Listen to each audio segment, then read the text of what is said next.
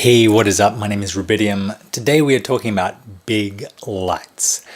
If you've ever been on a film set, you've seen these absolute monster things that run off specialized generators or different types of power, the 10Ks, the 20Ks, higher, that just seems so excessive, that just seems so over the top. You wonder, what are they being used for? You know, when I started my filmmaking career, it was very DIY. It was very, what I had lying around the house, or what cost less than $100. And then when I started directing TV commercials and the DOPs and the gaffers started rolling out these giant lights, I didn't understand why. And it took me a long time to get a handle on the mathematics of light and to understand when a big light is used and what it can be used for. This whole discussion will be somewhat academic because for most of us, big 20K, 10K RE tungsten lights that cost, $500 and $600 a day to rent are out of our price range and just not the kind of thing we're going to be using in our productions. But if there's one thing I saw at NAB, it was that there's a lot of affordable, powerful LED Fresnel lights that are now available that are the same power as a 2K and above. So you can combine multiple versions of them, small enough to plug into house power, to plug multiple units into house power and use on the productions. And they started off very expensive. They're starting to come down. There's the Aperture 300D that I've tried and I'm not a huge fan of for reasons I'll talk later. The one I got hold of is this unit, the Lupo Dayled 2000. It's made in Italy. It is big. It is very bright. It's not that expensive. It has everything internal into the unit itself. There's no external ballast. It plugs into the wall. It's dimmable from 0 to 100. It can be controlled by DMX, and it's only $1,800 retail.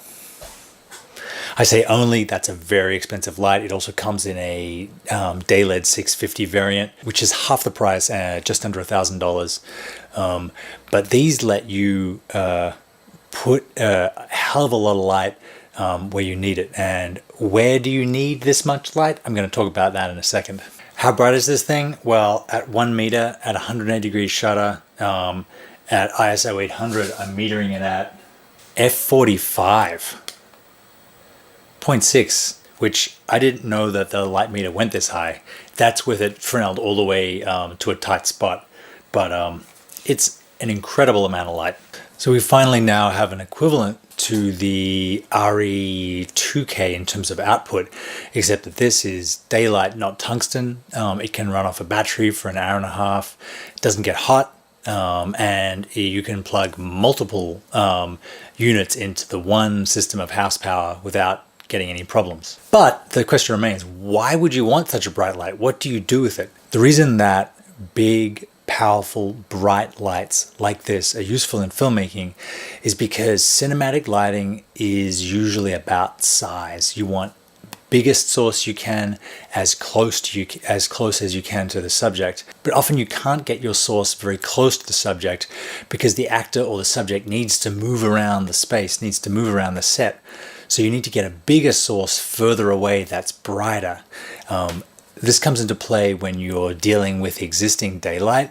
So you're using an outdoor space that you're then adding light to, or it can be a large space that you want to use your inverse square law and have a distant large source that people can move around the space and not change exposure as they move. The way you do this is use diffusion. You use 4 foot by 4 foot frames, or you use, usually inside houses, or outside you can use 6 by 6 foot, 8 by 8, 12 by 12. They go all the way up to 80 by 80. When you build these big diffusion panels, you need to light them. And because the diffusion takes away so much of the light, you need to start with the brightest source possible.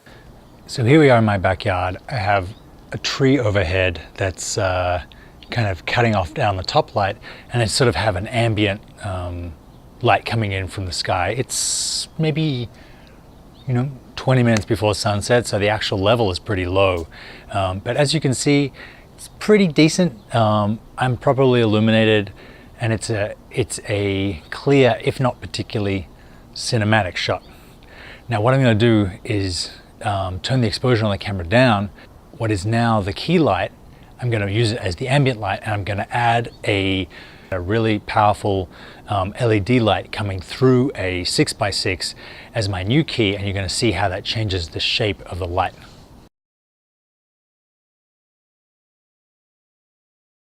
So now we have the Lupo punching through the 6x6 half grid, and you can see I still have ambient around me, but me as the subject is so much brighter, and it's directional. It's coming from the side, it's giving me this nice shape, it's making me stand up from the background. It's also big enough that because of the inverse square law, I'm not necessarily too much darker here than I am brighter here closer to the source. So lighting with powerful lights diffused through big soft sources gives the talent or your subject room to move around and still be sufficiently lit. Notice too how I am a couple of stops brighter now than my background from when before I was using just ambient. Me and the background were the same exposure and there was no separation there. That's an outdoor example. A far more common one is, like I said, putting diffusion on windows and using units like this or multiple units like this to punch through that diffusion to light the whole diffusion on the window up and use the diffusion inside as a source, just like it would be the sun.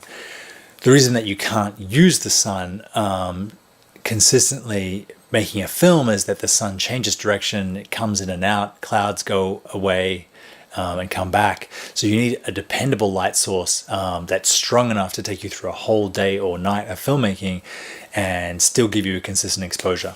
I am certainly not an expert on this. I'm someone that's kind of discovering these tricks as I go. There are plenty of people out there that know a lot more about this than I do.